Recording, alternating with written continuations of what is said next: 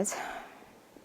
Welcome back. So bukela hlelo kusile breakfast show sikuvusele nawo losanza kusivulela lo muhla nje solo sikubhala lona lilanga lo World AIDS Day.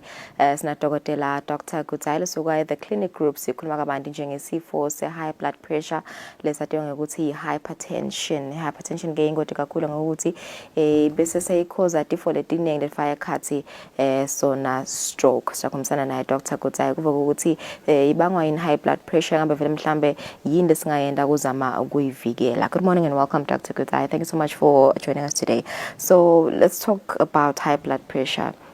As we've just said before we went on air that you have seen a lot of people that have been diagnosed with high blood pressure or hypertension.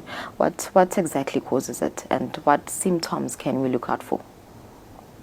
Okay, thanks. Good morning, Balalele. So blood pressure is a chronic condition that is that affects most people. Some are unaware, so in the sense that it's asymptomatic.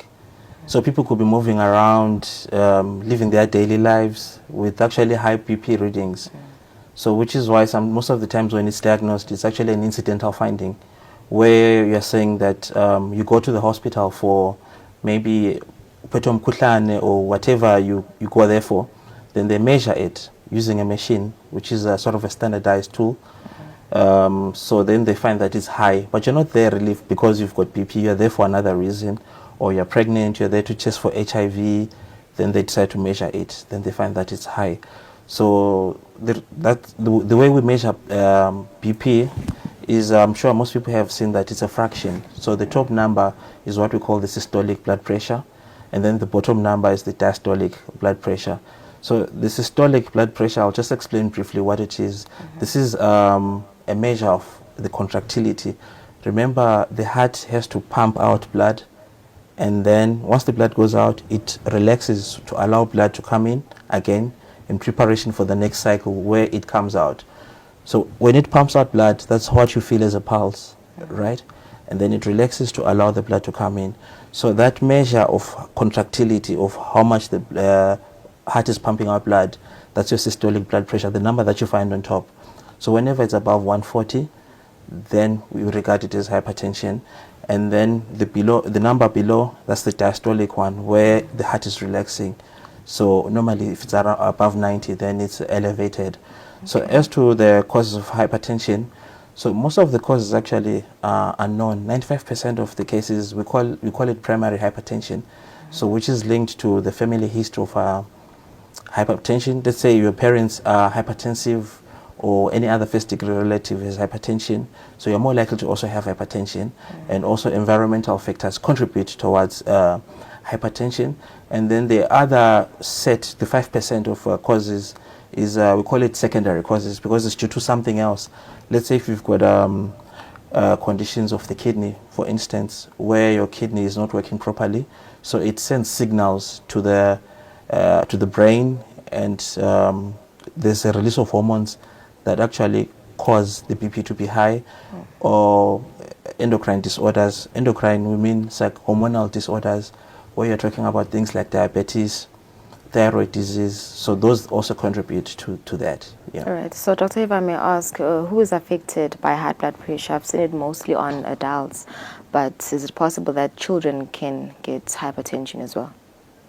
Yes, indeed, they can get hypertension, especially due to other causes. Let's say, for example, if they have a kidney disease that lead to retention of fluids, or they're on certain medications.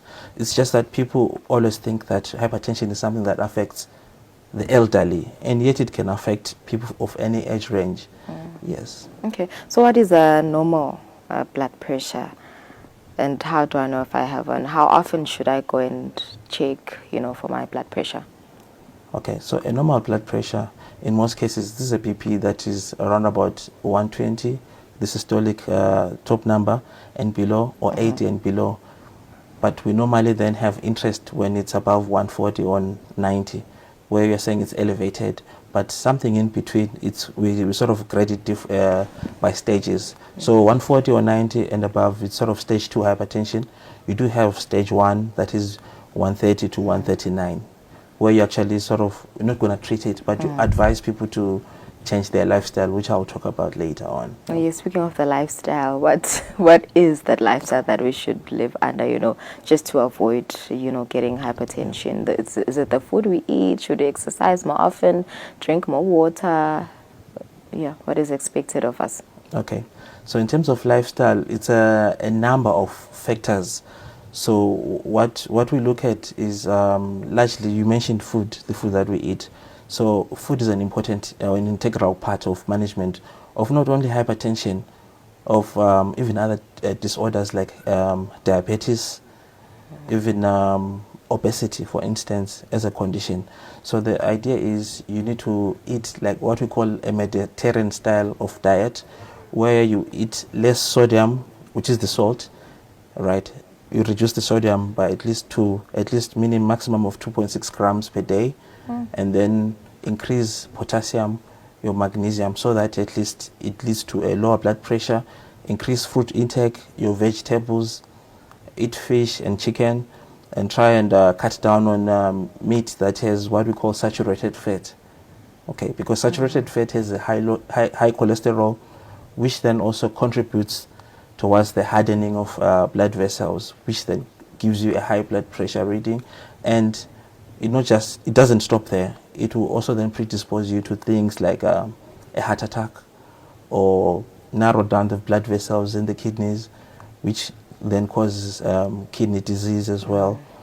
And whenever then the cholesterol, which is aligning the fat rather, that is lining the blood vessels, accumulates to a certain point where then the BP damages that, you can get a clot forming, which can actually dislodge. Let's say if a clot forms here and dislodges, then it can go to the brain, where it can actually give you a stroke.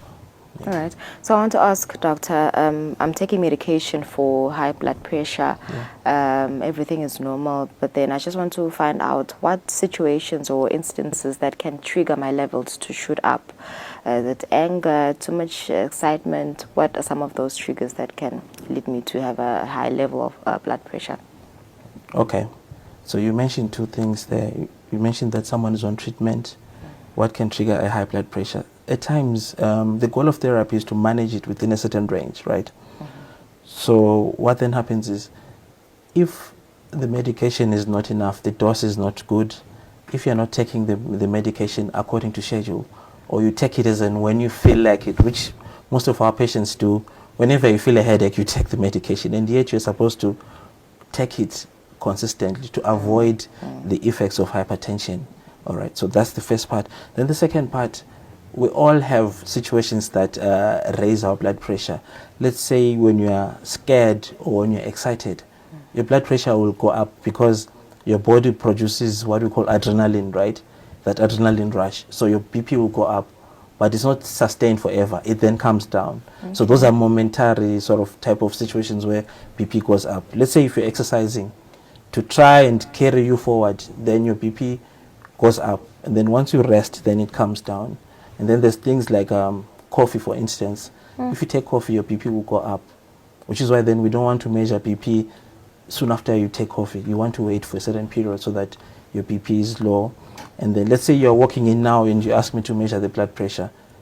You've been running outside. If I measure it now, it will be high as well. So that's what we also try and educate our patients on as well, with regards to what causes a raised blood pressure and what should they do about it. Yeah. Okay. So what are the side effects of the medication that high blood pressure people take? Because I know some that have a headache. So what are the other side effects? Okay. So the antihypertensives, there are many and they're diverse. So in the sense that they belong to different classes. So the side effects are mostly class-based. All right. So let's take, for instance, if you are taking, for those that are already on therapy, that are taking antihypertensives, your what we call enalapril, it can cause cough that is dry. In most cases, the patients do come presenting with that. So one of the aims of us as practitioners or healthcare workers is to educate patients on the possible or common side effects so that they are on the lookout for them. Then they can actually try to help us to help them. So we change the class to ensure that they are compliant. So because if you are to take a drug that is giving you problems, you are less likely to take it. And then that causes problems in the sense that you then get complications of hypertension. So the other issues that we see is headache, let's say from certain classes of drugs, or swelling of feet. But at times then it can confuse the two, because a complication of hypertension is heart disease, which can also cause that. So you then need to go and report to your doctor or nurse so that then they can actually help you appropriately. All right. Yeah. So are there any drugs that cause high blood pressure? Yes, they are. There are? Okay. Yes. What are those drugs? Okay, so these drugs, I would like to classify them into two. So one of them is recreational drugs, the drugs of abuse. Let's take, for instance, things like cocaine or stimulants. They do increase your heart rate and your blood pressure. All right, so that's one part. So a patient coming into the hospital may actually have a high blood pressure because of stimulants and all those drugs for recreation. And then the other part is when we use the drugs to treat a certain disorder. Let's say, for instance, you are treating ADHD, which is the attention deficit hyperactivity disorder, where you use certain drugs like Ritalin. It can also contribute to a high blood pressure. And then your prednisone, every other person is taking prednisone, whether it's prescribed or not prescribed by a doctor. So we've seen that people do present with an elevated blood pressure, because it then leads to a heightened sensitivity to what we call angiotensin in the body. So those are some of the things that contribute to a high BP as well. Okay, speaking of pregnant women, I also know that pregnant women do have a high blood pressure. How dangerous is it for them, whilst carrying their baby? It is a dangerous disorder which needs to be checked, because then it can actually progress if it's not managed, and lead to loss of life and affect the unborn child, affect even the heart, similarly to what other people don't have. So what we then want to do is to make sure that the BP is well controlled, treated in a place where at least there's capability and there's availability of drugs.